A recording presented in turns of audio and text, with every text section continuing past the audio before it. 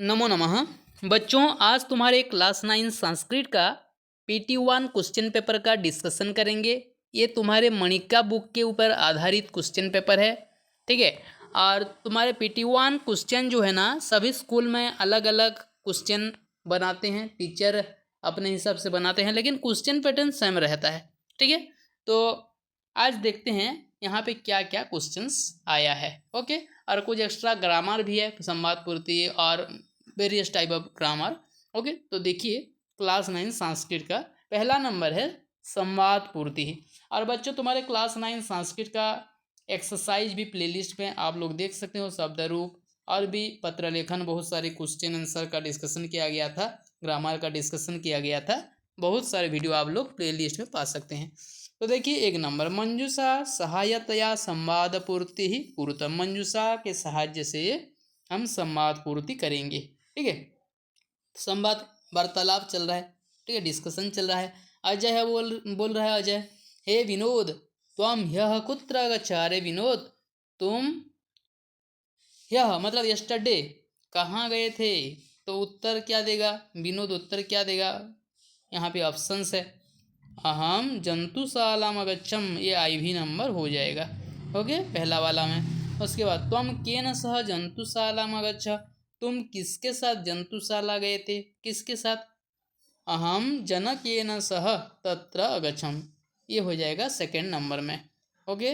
Next, जंतुशाला कुत्र अस्ति, जंतुशाला कहाँ पे है। तो कहाँ पे है उसका उत्तर इधर देखेंगे, यं पुरातन दुर्गस्य समीपे अस्ति, यह पुरातन दुर्ग के समीपे निकट में है, ओके। नेक्स्ट, जंतुशालायाः त्वं किम अपश्यः, जंतुशाला में तुम क्या देखे।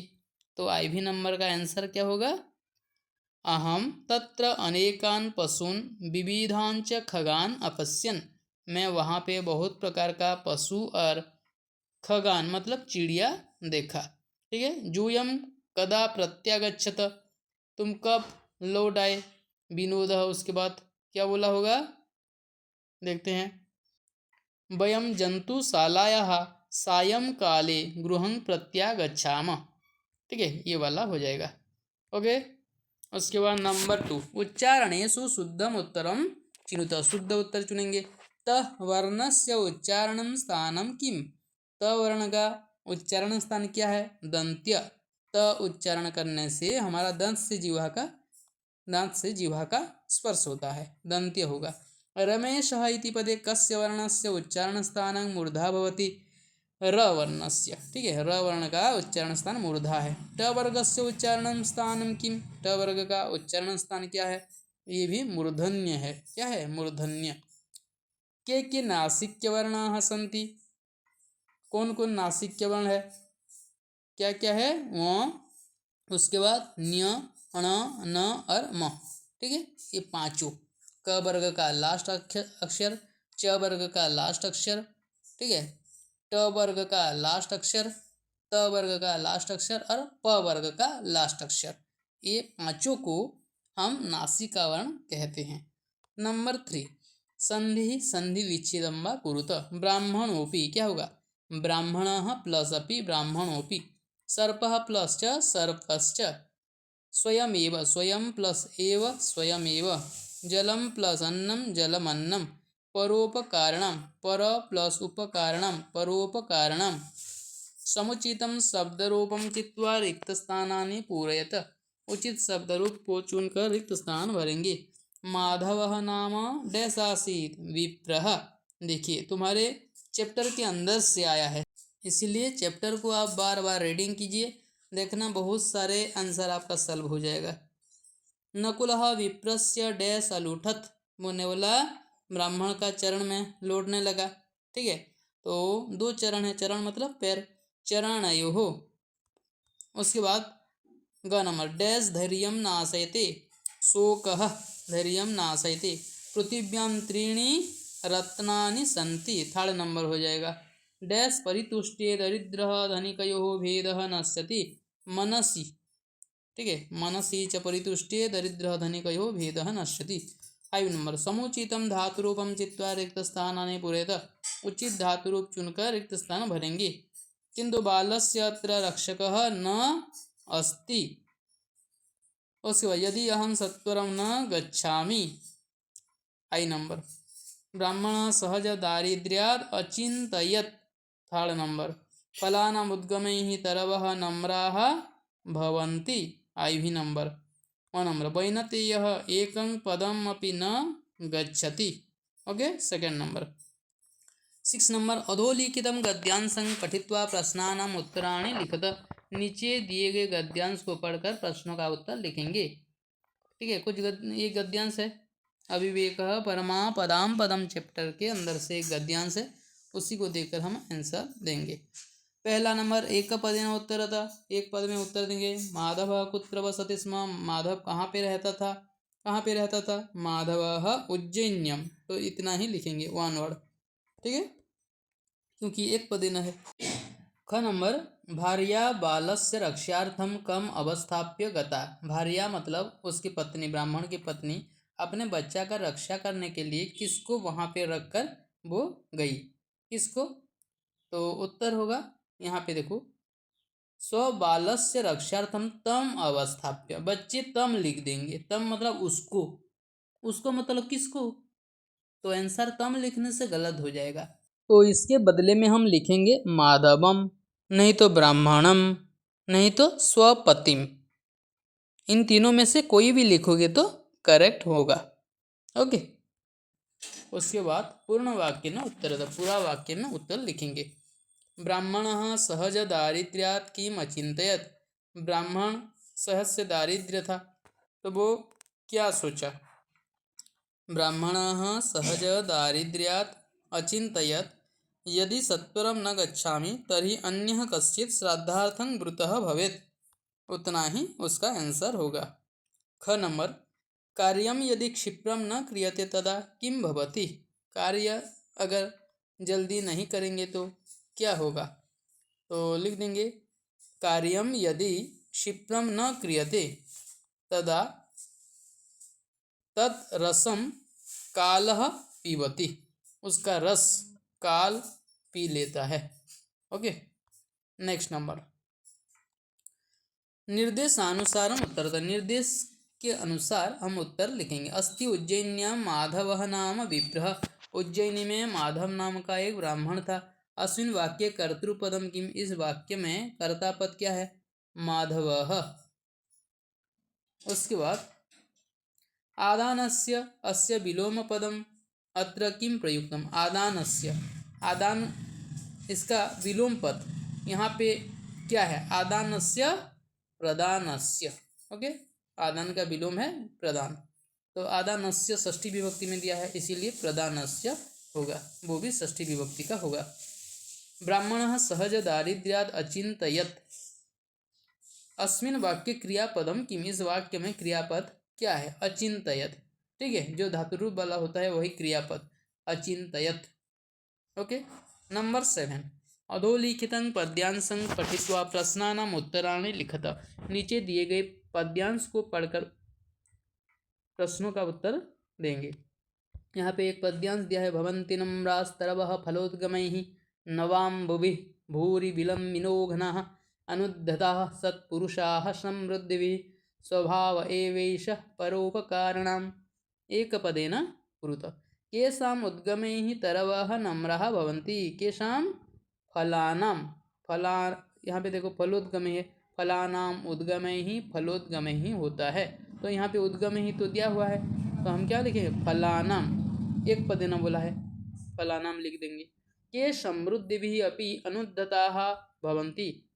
कौन समृद्धि होने पर भी अनुद्धत होते हैं, विनम्र होते हैं।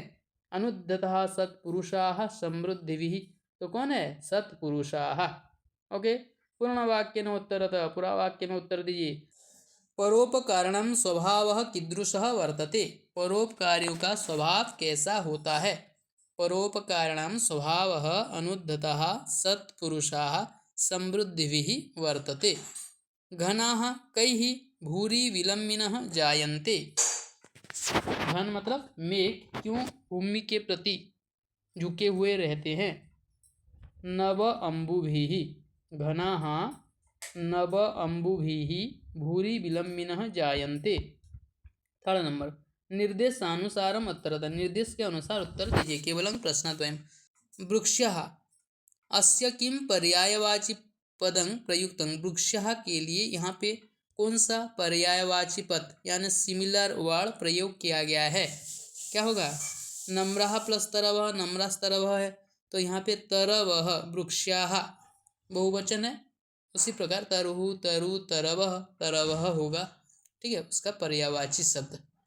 उसके बाद अनुद्धताः इति कस्य पदस्य विशेषणम्। अनुद्धताः ये किस पद का विशेषण है। क्या होगा, अनुद्धताः सत्पुरुषाः, सत्पुरुषः का विशेषण है अनुद्धताः। ओके, नेक्स्ट, तरवः नम्राः भवन्ति। अत्र क्रियापदम किम, यहाँ पे क्रियापद क्या है, भवन्ति। ओके, भवन्ति होगा क्रियापद। 8 नंबर, समुचितम अन्वय पदैः रिक्तस्थानानि पूरयत। श्लोक दिया गया है, सद्भिस्तु लीलया प्रोक्तं शिला लिखितम अक्षरम, असद्भिः शपथेनापि जले लिखितम अक्षरम। इसी श्लोक को देखने से इसका आंसर हमें मिल जा रहा है। ठीक है, देखो सद्भिः तु लीलया होगा, यहाँ पे लीलया प्रोक्तम ये होगा, शिला लिखितम अक्षरम होगा, उसके बाद अक्षरम इव भवति, असद्भिः शपथेन अपि, यहाँ पे शपथेन हो जाएगा। ठीक है, बहुत इजी है ना। शपथेन अपि जले डैश अक्षरम इव, जले लिखितम अक्षरम इव। ठीक है, लिखितम 4 नंबर में हो जाएगा। पूरा इजी है कि नहीं। आप लोग कमेंट करके बताइए इजी है कि नहीं।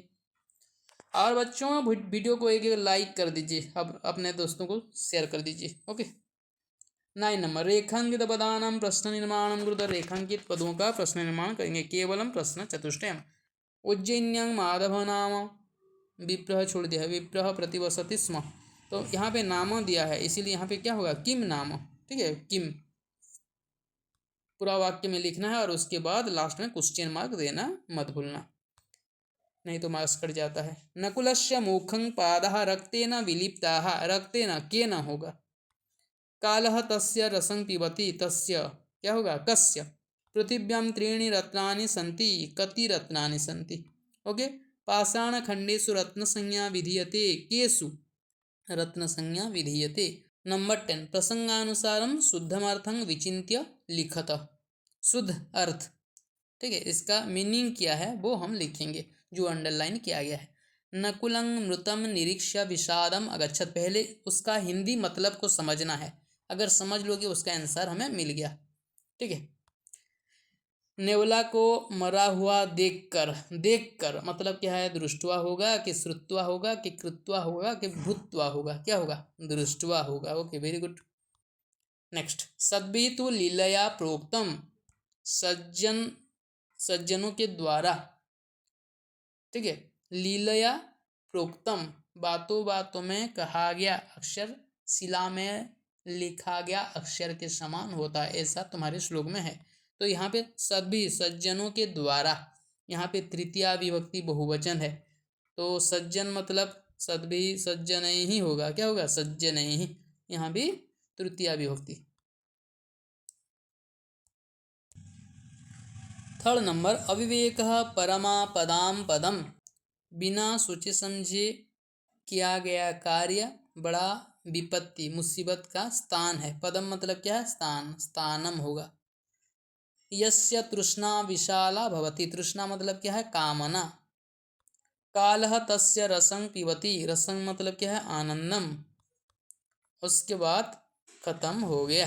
ठीक है, तो बच्चों वीडियो अगर अच्छा लगा अपने दोस्तों को शेयर कर दीजिएगा। ओके, और एक लाइक कर दीजिएगा। और बहुत सारे वीडियो आप लोग प्लेलिस्ट में पा सकते हैं।